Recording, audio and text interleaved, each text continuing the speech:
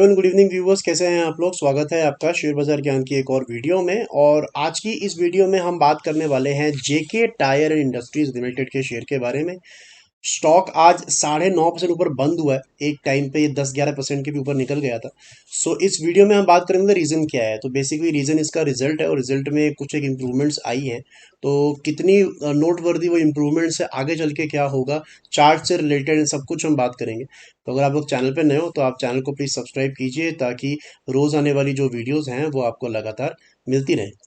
तो शुरुआत करेंगे हम रिजल्ट से। तो सबसे बड़ा नंबर जो रिजल्ट में चेंज हुआ है that is the profits, right. और प्रॉफिट पिछले साल 50 करोड़ का था इसी सितंबर क्वार्टर के अंदर में, और इस बार 250 करोड़ का प्रॉफिट इन्होंने दर्ज किया है। तो अगर आप सेल देखोगे ना, तो सेल के अंदर में बहुत ज़्यादा इजाफा नहीं है। अराउंड अराउंड से 150 करोड़ 140 करोड़ के करीब इतना ही इजाफा है इसके अंदर में। लेकिन जो पूरा का पूरा गेम चेंज हुआ है that is because of operating profit margin. जो कंपनी मार्जिन कमाती है उसमें 8% कमाया था पिछले साल, इस बारी 15% का मार्जिन कमाया है। तो ऐसा क्या चेंज हो गया कि उनके पास में इतना पैसा बच रहा है जो ये मार्जिन में कमा रहे हैं। तो देखिए, इसका बहुत सिंपल सा लॉजिक है, और that is crude.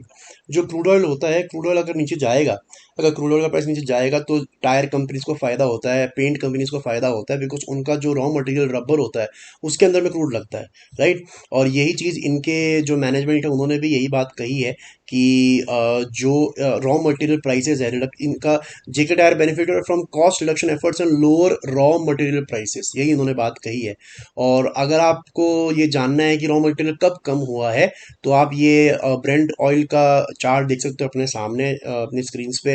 You can see very well कि फ्रॉम अप्रैल, जब ये रशिया यूक्रेन का वॉर का थोड़ा सा ठंडा हो गया था सिनेरियो, तब से जो ब्रेंट क्रूड गिरना शुरू हुआ 130 बैरल से गिर गिर के नीचे $70 तक आया, आधा हो गया, राइट।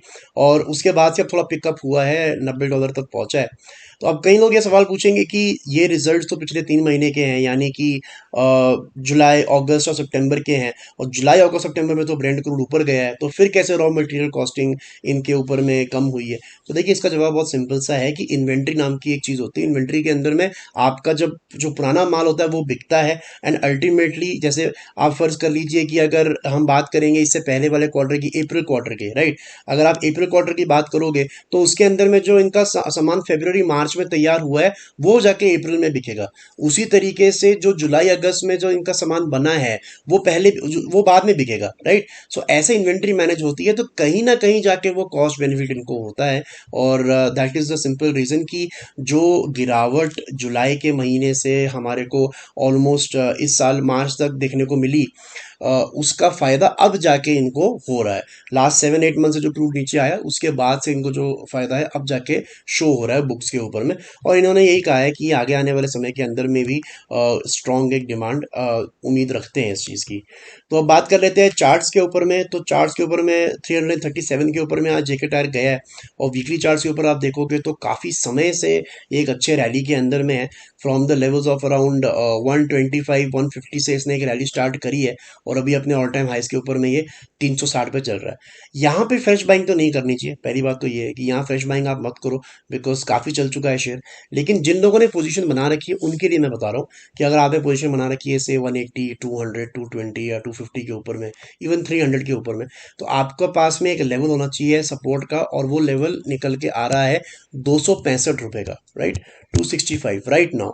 होता क्या है जनरली कि जब भी कोई स्टॉक बहुत तेजी से ऊपर जाता है ना, तो स्टॉप लॉस लेवल निकालना मुश्किल होता है, और उसके लिए आपको थोड़ा नीचे का स्टॉप लॉस लेवल निकालना पड़ता है। जो इतना जल्दी वो ऊपर जाता है कि नीचे की तरफ में कहाँ बाएंगे वो आइडेंटिफाई करना मुश्किल हो जाता है। फिलहाल के लिए 265 है, लेकिन अगर आप फर्ज कीजिए ऐसे ये हफ्ता खत्म ही होने वाला है, अभी कल का दिन रह गया, लेकिन अगर नेक्स्ट वीक यहाँ पे भी एक ग्रीन कैंडल बनती है, तो you can actually shift that stop loss from 260 to 280। 265 से वो 280 पे आपका स्टॉप लॉस आ जाएगा।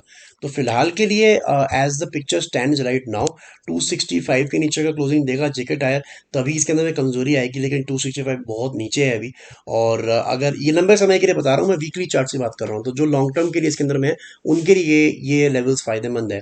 अगर आपको शॉर्ट टर्म के लिए चाहिए, बिल्कुल आपने आजकल में ही एंटर किया है जेके टायर के शेयर के अंदर में, तो अराउंड द लेवल्स ऑफ 280 आप फॉलो कर सकते हो।